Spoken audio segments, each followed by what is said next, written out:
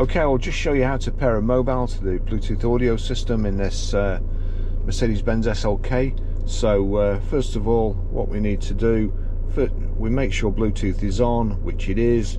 Go down to the bottom there and then click telephone, and you see here connect device call list. I want to connect device, so I click backwards towards me to bring it down onto this bottom menu. Make sure connect device is highlighted, click connect devices, and then you've got search for phones, so make sure that's highlighted, then click start search. It should show up at the bottom here.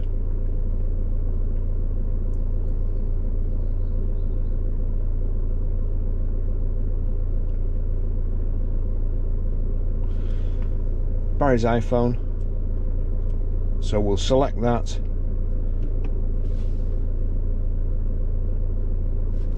Does the passkey match 8088883? Yes it does, so click yes on there and pair on there. Allow contacts and favorites to sync. Actually I will allow it because the weather's lovely at the moment, so I will probably use this car even though we are locked down at the moment and you can't go out.